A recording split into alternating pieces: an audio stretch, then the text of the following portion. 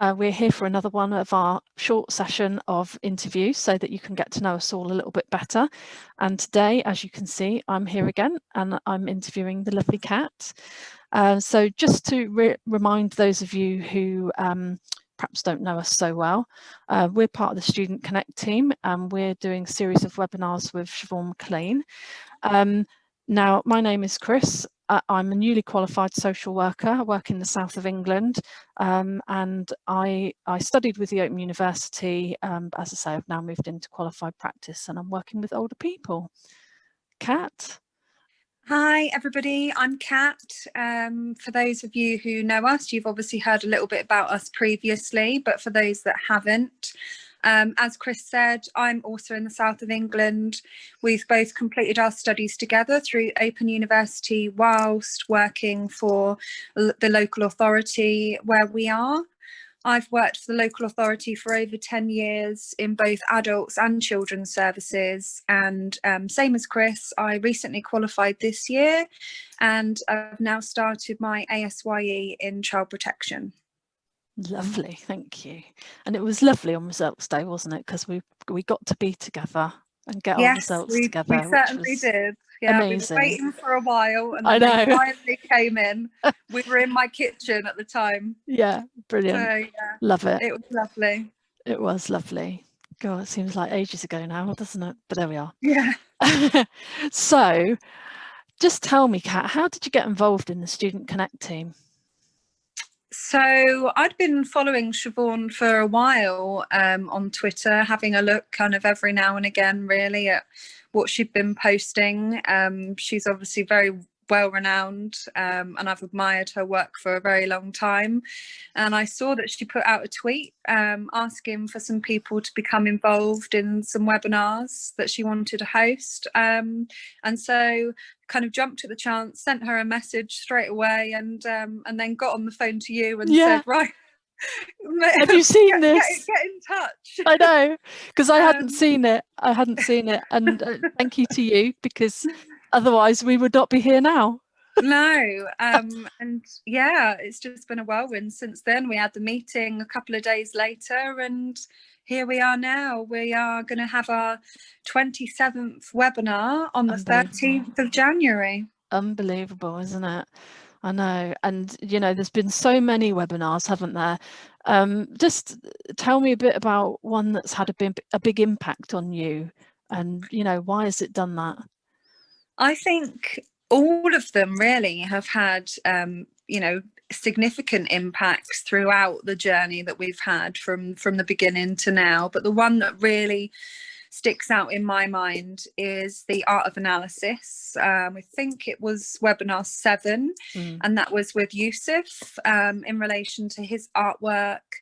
And I just felt as though I could have listened to him speak about his life experience for forever. He's got such a way with words, but also a way with his artwork and how his feelings and emotions come out through his artwork. I've never really... It is, and I'd never thought before about social work being related to art. I'm not a very creative person at all, and it's not something that I ever really considered. But since then, I mean, I've looked at it in a completely different way. And I really feel actually as though we've been so creative this year with all the restrictions that we've had, completing our final placements, not being able to do any direct work, and we've really had to think outside the box. Absolutely. And I think Yusuf's, you know, motto of being the difference and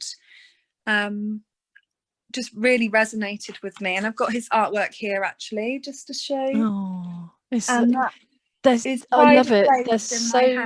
They're so challenging, aren't they? You know, they're not just showing you, they just challenge the way that you think about something. And as you say, that kind of tag of be the difference is something that stayed with me as well, definitely all the way through the placement. And it's actually been really good at helping us to really keep focused. I think you'd probably agree with that, wouldn't you? and really consider the people that we are supporting. I think it's something that I've always wanted to try and strive to be the difference for the people that we're working for. And that has really kind of brought it back home, having this. And it's always up in my kitchen. Yeah, And he's put mine a is as comment on the well. back saying, unlock the potential. And I hope that we can continue to do that. Yeah, yeah. It's just, it is really lovely to be challenged in a different way, because you know, when, especially when you're working, you can get so kind of bogged down in the day to day, can't you, that you sometimes it's really good to have something that makes you step back and evaluate in a different way. So I completely can relate to how you, what you're saying there, totally. It's about having that professional curiosity, isn't it, and going beyond just what you're seeing on the surface, and really finding out and digging deep into the realities that are happening, and asking why. You know, why? So important. So moving on from that, what are you most looking forward to with the webinars in the next series that we've got coming up? Well, I think just like everybody else, I've actually really missed having the webinars. It's been quite strange not having them on a weekly basis. So I'm really looking forward to the Back to Basics, Back to the Future session, which is on the 13th of January. So not long for people to wait. No. We've got some really exciting things coming up in that session, and I think people will be keen to get back to having us, hopefully, you know, taking over their Wednesday nights again. Yeah, absolutely. And especially with, you know, with COVID as it is at the moment, actually there's still that need, isn't there? And I know Becky was saying the other day she's not even been to uni this year, and you know, for people who are studying at a traditional brick university, it must be really difficult to not have that outlet, that place to go and to, you know, talk to other people. So yeah, I think I'm excited to start back, I have to say. I think it's really needed, and I think that we've found so much from having the webinars over the last God knows how many months, that it's really kept people's, you know, spirits up by having that outlet, and knowing that there's other people out there that are going through the same issues as them, you know, as students, as newly qualified workers, even as experienced workers or practice educators, and having the difficulties and the restrictions that we've got in place at the moment, and not having that human contact, because as social workers, that's something that is incredibly important. And for us as well, I think I'm a very touchy-feely person, and I hate not being able to see and people. I know, it's really, we're just not getting used to it, are we? And that's a good thing, you know, because when we come out the other side of this, we're gonna need to re-establish all those face-to-face relationships, and the fact that we aren't getting used to not having them, I think is a good thing, because life is about humanity and people. So you know, especially in social work. So I think that it's really important that we don't lose sight of that, personally. I mean, for my work, I've still been going out and doing a lot of visits face to face. I was still wearing a mask the majority of the time, but it is very difficult to build up that relationship, especially with children, when you've got half of your face covered. Yeah, indeed. So it's definitely something for us to be looking forward to. More learning, which is great. Never have too much learning. Always. No, definitely in favor not. of that. So with that in mind, and thinking back over the webinars that we've had, what are you going to keep doing as a result of the webinars? I think what I'm going to keep doing is, I took a top tip from Siobhan back along. I think was quite an early webinar, probably webinar 4, the reflective writing, where she spoke about using the highlighters. And so going through like an essay, looking out for the reflective pieces, the description, the critical analysis, and making sure that you've got, you know, the right amount of everything that you need. Absolutely. And using your highlighter to mark everything that's just descriptive and doesn't bring anything to your essay, so that you can then restructure it and get yourself, you know, get yourself in a better place. I absolutely, so simple, such a simple tip, but so brilliant and effective.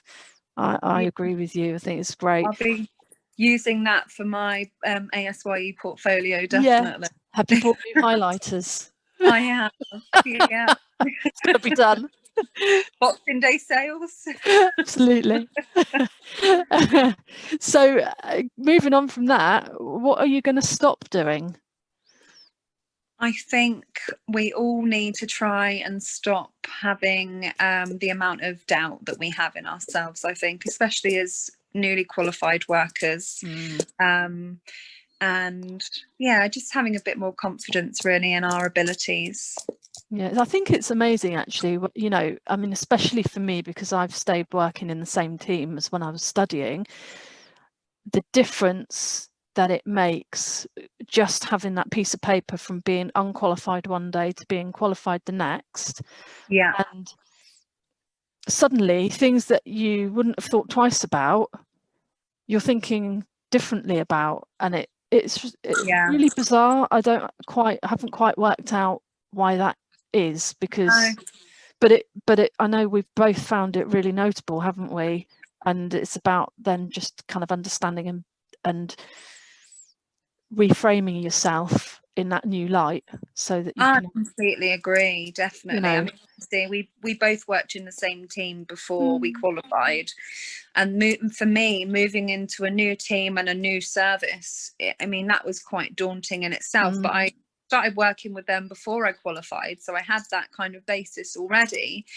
But it was like a switch turned overnight, and then all of a sudden I'm thinking, oh, should I be doing this? Or I know, where does that come from? I completely can relate to that, and it's really bizarre because you wouldn't have expected it. No, you know? It's a roller coaster. Yeah. Some days you're right at the bottom, and other days you're right at the top. It's just constant. Yeah, indeed. So, you know, what do you think then that you were going to start to do differently now? To have a bit more faith, I think, in my abilities. You know, we've both got tons of experience. We've both worked in the local authority for a number of years, and we've got a bit of, you know, life experience behind us. And we just need to really ensure that we have a bit more faith in ourselves, really. Yeah, especially and know that we are doing the best that we can do. Yeah, absolutely. Especially as we've just said, you know, when you do feel that you have sort of self-doubt now that you're qualified, it's easy to sort of, you know, sometimes you've got to sort of take a bit of stock and go, I do know what I'm doing. I have been doing this a long time, and definitely have a bit of faith that, you know, but it's that balance, isn't it? Yeah, but I found it, especially, I mean, the new team that I've got, they're really incredibly supportive, and as is my manager and my mentor for ASYE.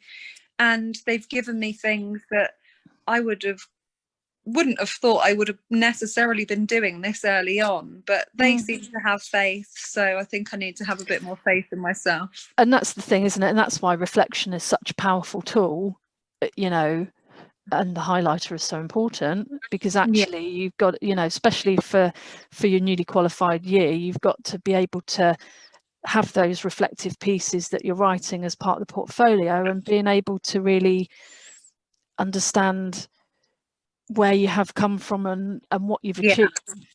Definitely. And how you can continue to grow, I just think is, you know, really, it's just really important to keep on doing that. And I think that for me, I don't want to lose sight of that after I get No. past the first year.